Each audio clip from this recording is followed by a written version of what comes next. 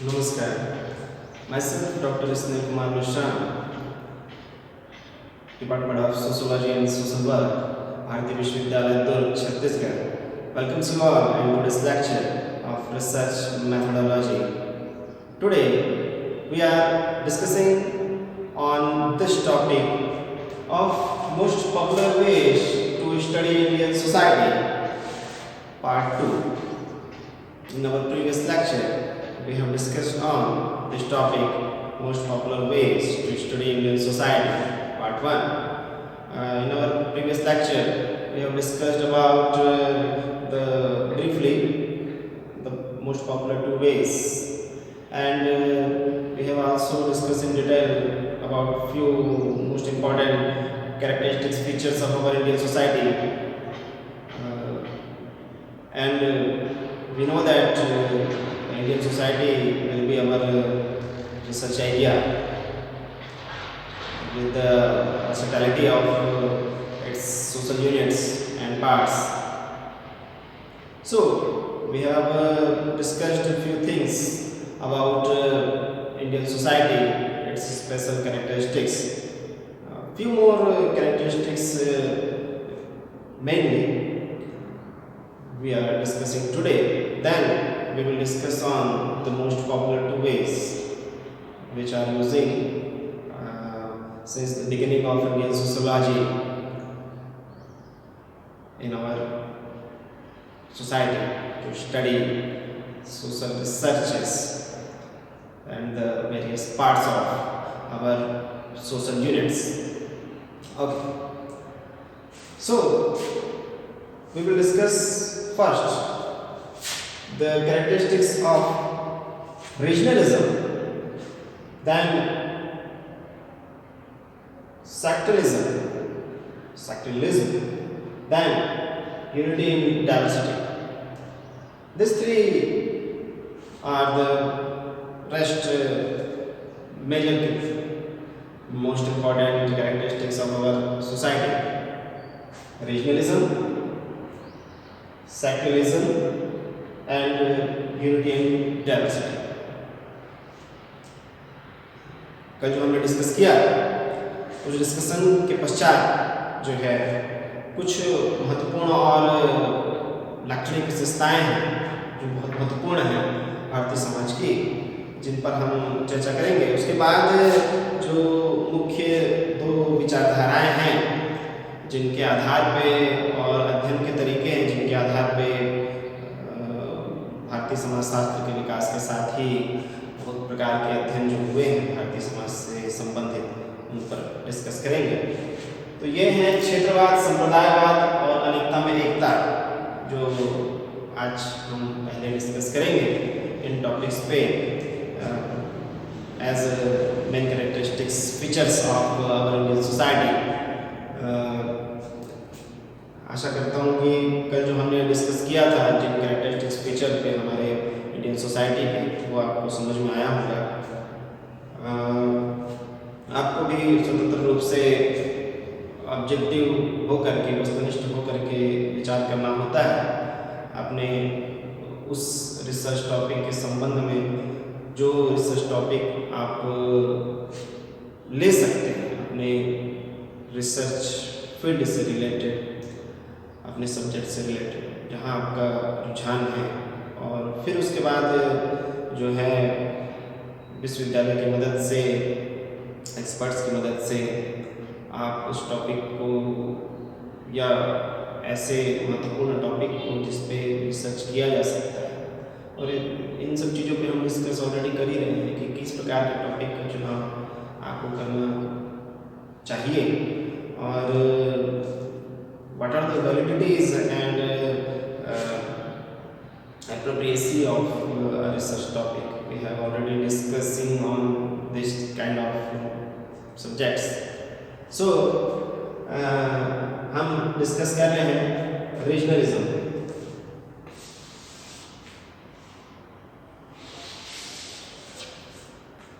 Regionalism is a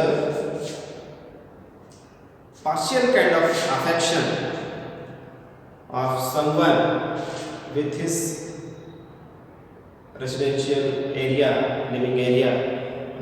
The area may be a village, maybe a town, or maybe a city, or maybe a district, or maybe a state itself.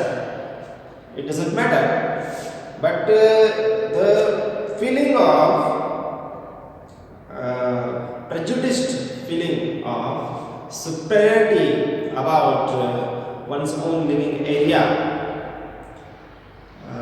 where he or she may born, or may living, or may grown up as a social being.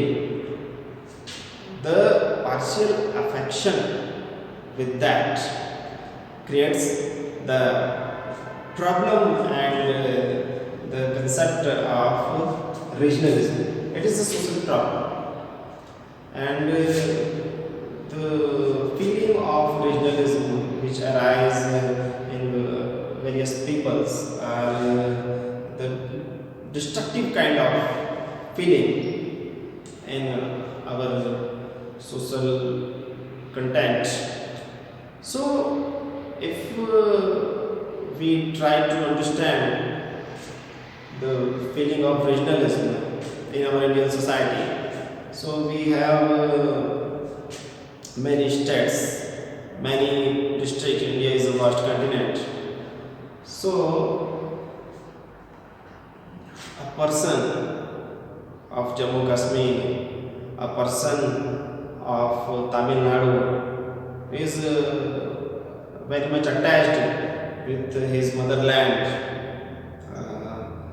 in particular region which he belongs or she belongs, and glorifying their birthplace, magnifying their communal history.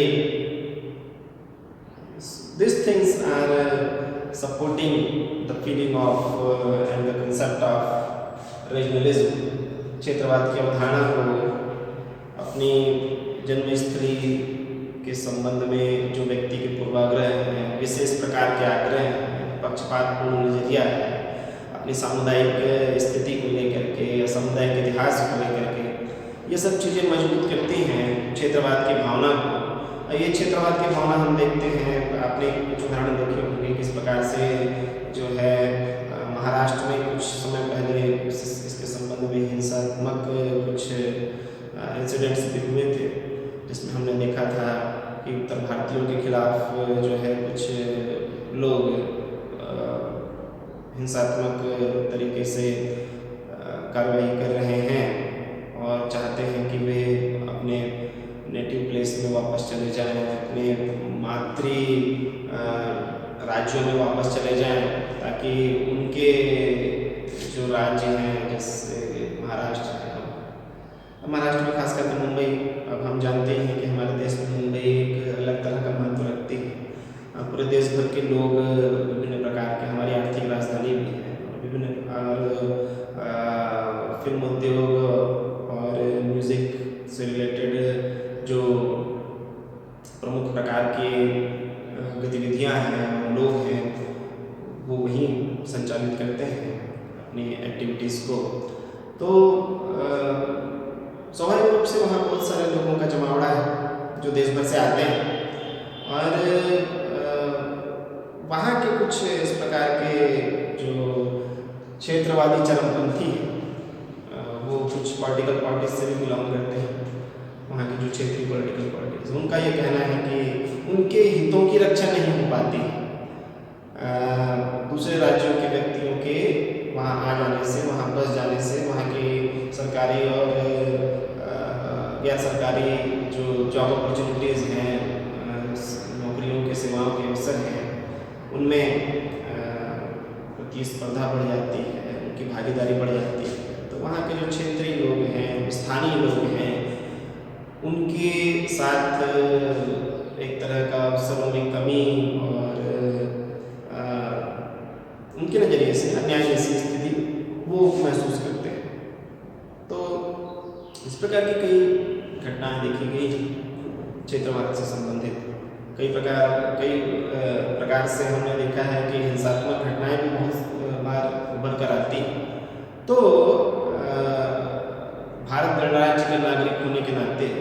वैसे तो हर नागरिक को ये सुविधा प्रदान है कि वो जिस भी राज्य में बसना चाहे बस सकता है, प्रॉपर्टी खरीद सकता है, अपना कार्य जो भी वो करना चाहे संवैधानिक नियमों एवं कानूनों के अनुसार वो कर सकता है। उसमें किसी प्रकार की कोई समस्या या किसी प्रकार की कोई दुविधा वाली बात नहीं है। परंतु व्यक्ति के जो निजी स्वार्थ होते हैं और सामूहिक स्वार्थ होते हैं, अगर हमने एक पर्टिकुलर ग्रुप बना लिया है जिस ग्रुप को ही हम अपना ज़्यादा महत्वपूर्ण समूह मानते हैं, तो ऐसी स्थितियों में समस्या आने की संभावना होती है और क्षेत्रवाद जैसी स्थितियाँ उत्पन्न होती हैं और ये चीज़ें जो हैं वो राष्ट्रीय एकता में भी बाधक बनती हैं, सामुदायिक एकता में बाधक बनती है। If we have different kind of communities and each community itself wants it privilege and special kind of attention, then we cannot make our nation superior integrity, the feeling of nationality and feeling of national communal feeling. So अगर हम इस प्रकार की भावना को बढ़ावा देते हैं क्षेत्रवाद की, तो बहुत सारी समस्याएं जो हैं हमारे सामने आती हैं। बेहतर यही हो कि कम से कम एक राष्ट्र के स्तर पे, वैसे तो भारत की अवधारणा हमेशा से रही है वसुधैव कुटुंबकम की, ये संपूर्ण वसुंधरा जो है, संपूर्ण पृथ्वी जो है वो एक परिवार है, एक कुटुंब है, ऐसी अवधारणा नहीं है। पर कम से कम आज की जनरेशन में हम आज की पीढ़ी में इतना तो अपने दृष्टिकोण को व्यापक कर सकते हैं कि कम से कम हम समझें कि एक राष्ट्र के रूप में हमें इतना तो करना ही होगा और भारतीय गणतंत्र के विकास के लिए और उत्तरजीविता के लिए ये बहुत आवश्यक है कि हम एक राष्ट्र की तरह सोचें, राष्ट्रहित को सर्वोपरि रखें, बजाय क्षेत्रीय हितों के या सांप्रदायिक हितों के या पंथीय हितों के, वैचारिक मतभेदों के। इन सबसे ऊपर हमें राष्ट्रवाद को रखना होता है, तभी भारतीय समाज जो है वो विकास कर सकता है और अपेक्षित रूप से अपने लक्ष्यों को प्राप्त कर सकता है, सामूहिक लक्ष्यों को, जिनसे बेहतर प्रगति हो सके, सामाजिक, आर्थिक, राजनीतिक, तीनों प्रकार की। चलिए अगली समस्या है, समस्या ही कहेंगे और लक्षण भी है, विशिष्ट लक्षण, संप्रदायवाद। अभी संप्रदायवाद एक इतनी बड़ी समस्या है, हम तो जानते ही हैं कि इसकी वजह से जब ब्रिटिश अधिकृत जो हमारा देश था उससे हमें आज़ादी मिली, तो वो आज़ादी जो थी एक बहुत बड़ा दुख भी अपने साथ लेकर आई कि उसने हमारे देश को 2 टुकड़ों में बांट दिया। वो आज़ादी जो थी वो संपूर्ण सामुदायिक आज़ादी बनकर नहीं है, बल्कि टुकड़ों में आई, बंटवारे में आई। उस समय सामुदायिक हिंसे भड़के हुए थे। हम जानते हैं कि उस समय के हिंसों में हिंसाएँ जो हुई थी उसमें बहुत बड़ी मात्रा में लोगों को नुकसान हुआ था, हत्याएँ हुई थी और भी जघन्य अपराध हुए थे। तो बहुत ही अशांत माहौल में भारत को ब्रिटिश शासन से उस समय मुक्ति मिली थी और ये सांप्रदायिक हिंसा और संप्रदायवाद की भावना मेनली हम जानते हैं कि it is attached with some kind of religion. When I belong to a particular religion, it is obvious to have some kind of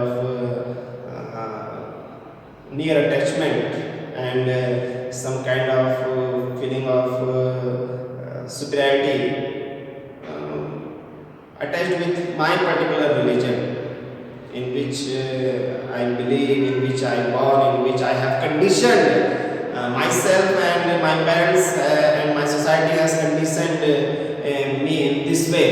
So it may be normal that I have some prejudices about my religion, some kind of superiority feeling with my religion, but it is all social condition. आप किसी दूसरे धर्म में जन्म लिए होते तो उस धर्म को श्रेष्ठ मानते हैं, आप अभी जिस धर्म में जन्म लिए आप उस धर्म को श्रेष्ठ मानते हैं। दुनिया में 300 धर्म है और 300 धर्मों के अनुयायियों में से आप किसी से भी पूछ लीजिए, वो अपने धर्म को श्रेष्ठ मानते हैं, आपके धर्म को श्रेष्ठ नहीं मानते, अपने धर्म को श्रेष्ठ मानते हैं। दुनिया में लगभग 200 देश हैं और हर देश के नागरिक से आप पूछ लीजिए, वो अपने देश को ही श्रेष्ठ मानता है, वो आपके देश को श्रेष्ठ नहीं मानेगा। क्यों मानेगा? आप उसके देश को श्रेष्ठ नहीं मानते, वो अपने देश को श्रेष्ठ मानते हैं। तो इस प्रकार की मानसिकताएं जो है वो हावी रहती हैं लोगों के ऊपर। और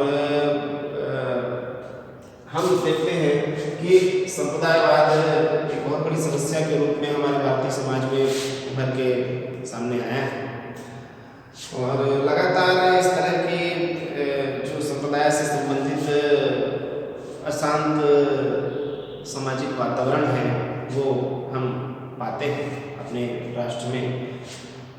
तो एक समाधान किस प्रकार से निकाला जाए, किस प्रकार से जो है हम ये महसूस कर सकें कि हमारे देश में भी विभिन्न धर्मों के अनुयायी रहते हैं।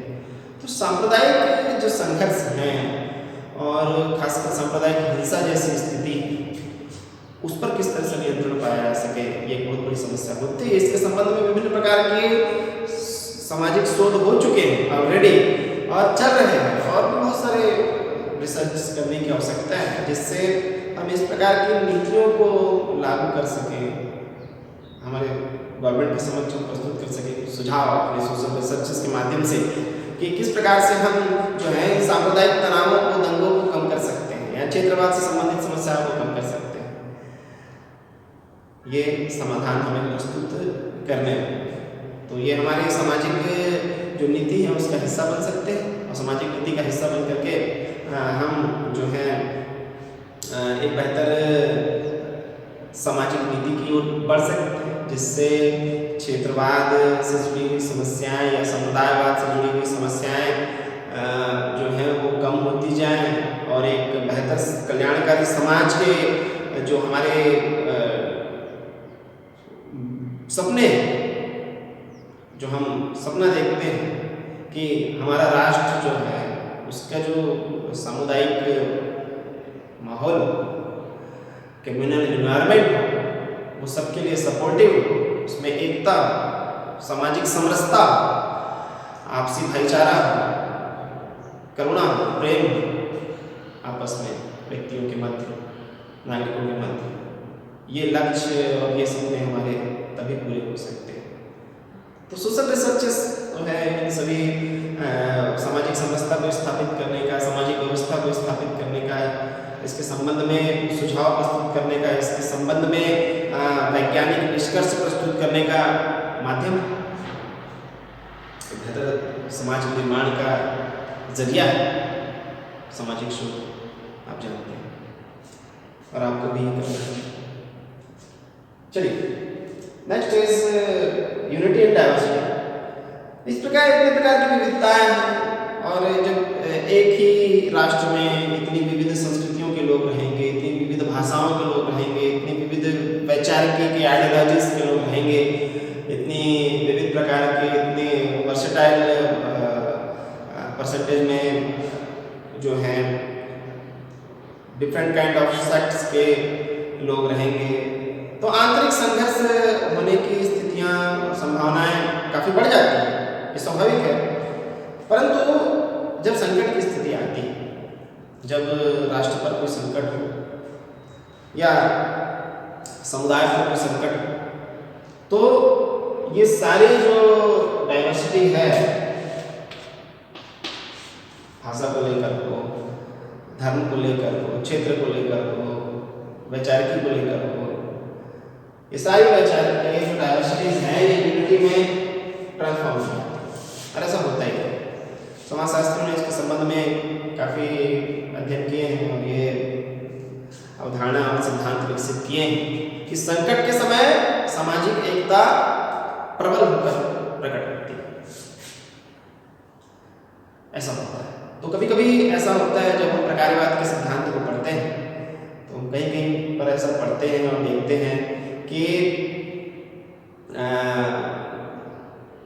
कुछ मात्रा में संघर्षों का होना, कुछ मात्रा में समुदाय पर या समाज पर आने वाले संकट प्रकारवादी भी सिद्ध हो सकते हैं। मतलब हमारे समाज के लिए वो उपयोगी भी सिद्ध हो सकते हैं, सामाजिक व्यवस्था को बनाए रखने में, सामाजिक एकता को बनाए रखने में, सामाजिक समरसता को बनाए रखने में और समाज के सामाजिक संबंधों को मजबूती प्रदान करने में सहयोगी भी सिद्ध हो सकते हैं एक निश्चित मात्रा में। ऐसा होता है और हम हमेशा देखते हैं कि युद्ध की स्थिति में या संकट की स्थिति में जो विभिन्न विचारधाराओं के लोग हैं, विभिन्न संप्रदायों के लोग हैं, विभिन्न भाषाओं के लोग हैं, वो सामाजिक एकता के, राष्ट्रीय एकता के एक सूत्र में बंध जाते हैं और साथ मिलकर उस चुनौती को, विपत्ति को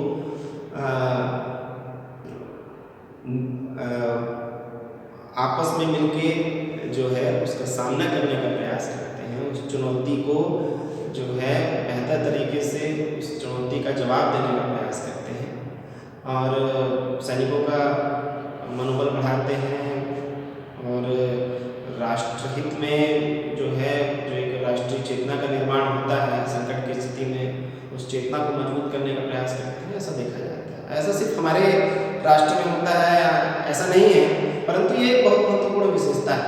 ऐसा अन्य राष्ट्रों में भी होता है, अन्य समाजों में भी होता है। चलिए अब हम सीधे उन दो मुख्य विचारधाराओं में और अध्ययन के तरीकों में आ जाते हैं, textual studies and field work studies.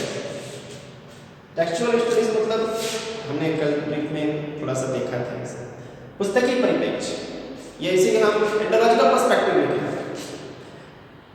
इसके अतिरिक्त जो एक और महत्वपूर्ण तरीका है भारतीय समाज के अध्ययन का वो है field work studies. Textual studies के जो प्रमुख समर्थक रहे हैं, जिन्हें हम भारतीय समाजशास्त्र का जनक कहते हैं, डॉक्टर गोविंद सदाशिव गुरिये जी, उनका ये मानना था कि जब तक कि आप भारतीय समाज से संबंधित पौराणिक ग्रंथों का, प्राचीन ग्रंथों का, पांडुलिपियों का अध्ययन नहीं करते हैं, तब तक कि आप भारतीय समाज को समझ नहीं सकते। कि भारतीय समाज एक विशेष प्रकार का समाज है, हजारों वर्षों के विकास में यहाँ बहुत सारी इस प्रकार की सामाजिक घटनाएं घटी हैं जिसने इसको एक अलग ही विशेषीकृत रूप प्रदान कर दिया और ऐसा स्वरूप आपको किसी दूसरे समाज में दुनिया में कहीं देखने को नहीं मिलेगा जैसा भारतीय समाज का स्वरूप। तो इसे समझने के लिए पौराणिक ग्रंथों का अध्ययन, धार्मिक ग्रंथों का अध्ययन, ऐतिहासिक साक्ष्यों का अध्ययन, प्राचीन पांडुलिपियों का अध्ययन बहुत आवश्यक है और बहुत उपयोगी है। ऐसी अवधारणा दी है डॉक्टर जी.एस. घुरिये ने, और डॉक्टर जी.एस. घुरिये जो हैं वो टेक्सचुअल पर्सपेक्टिव के और टेक्सचुअल स्टडीज के बहुत बड़े समर्थक माने जाते हैं। इन्हीं के साथ ड्यूमांट भी हैं जो टेक्सचुअल पर्सपेक्टिव के बहुत प्रबल समर्थक माने जाते हैं। उन्होंने भारतीय समाज में जाति व्यवस्था का अध्ययन किया, घुरिये साहब ने भी जाति व्यवस्था का अध्ययन किया है और भारतीय समाज के विभिन्न पक्षों का अध्ययन किया है। और आपने द इंडियन साधुस जो बहुत फेमस वर्क है डॉक्टर जी.एस. घुरिये का, इसके बारे में तो पढ़ा और सुना ही होगा अपने मास्टर्स के स्टडीज के दौरान। Okay,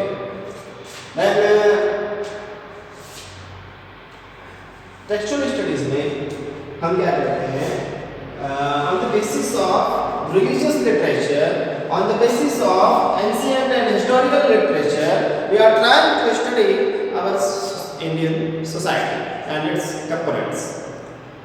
So, as we study with the help of religious books and ancient kinds of Pandulipis, Vedas, Vedantas, and Vedas, their interpretation, Vedas interpretation, many kinds of interpretation we have of Vedas, many kinds of interpretation we have of Gita, Ramayana and Mahabharata, if we understand all this, then we are in a advanced position to understand the psyche of Indian peoples, the social psyche.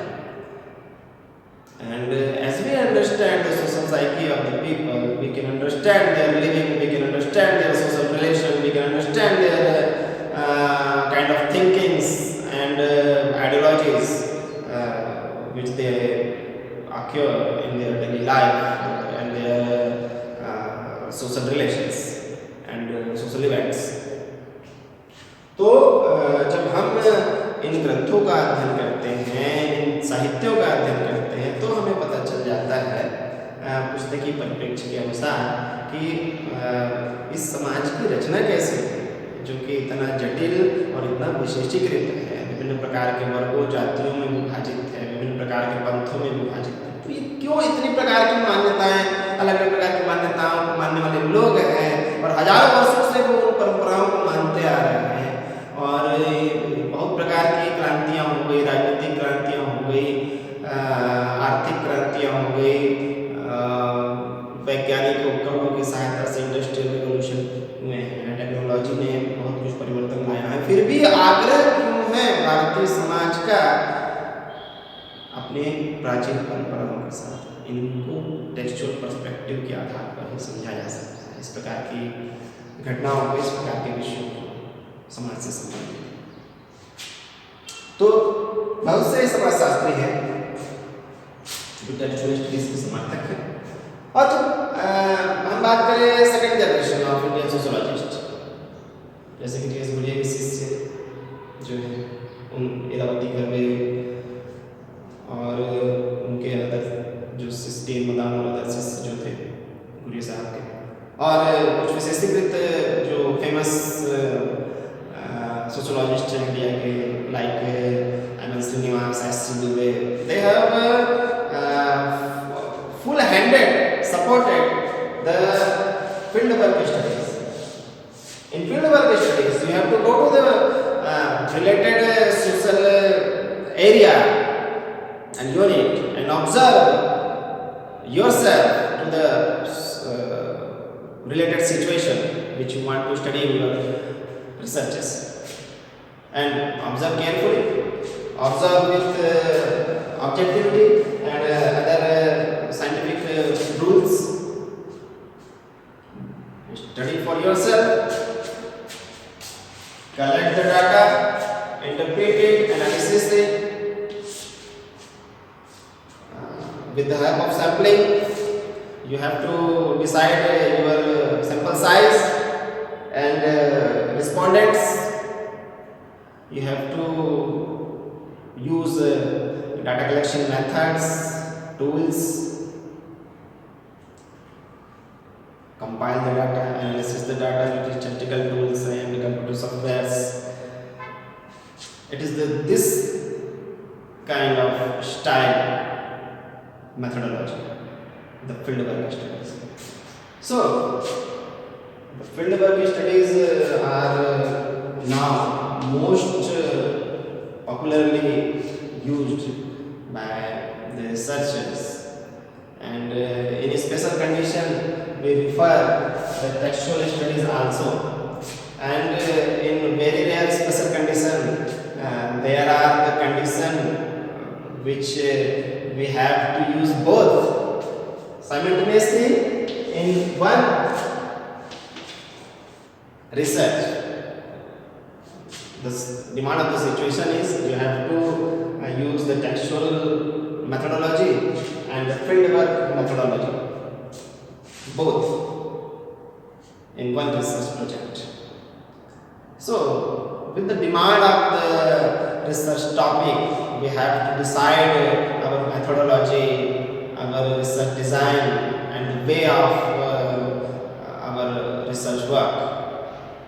तो ये एक प्रयास था आपको बताने का, समझाने का कि किस प्रकार से स्टडीज़ हो रही हैं और विकसित हुई हैं इंडियन सोशियोलॉजी में, भारतीय समाज के संबंध में, इसके विभिन्न यूनिट्स के संबंध में, विभिन्न भागों के संबंध में संप्रदायों के संबंध में, संस्थाओं के संबंध में, समितियों के संबंध में, जनरीतियों के संबंध में और जनरूढ़ियों के संबंध में, मूल्यों मानदंडों के संदर्भ में, लोकाचारों के संदर्भ में, प्रतिमानों के संदर्भ में जितने भी स्टडीज हो रही है, इन सब में जो मोस्ट पॉपुलर वेज हैं स्टडी करने के, वो या तो टेक्सचुअल स्टडीज से रिलेटेड है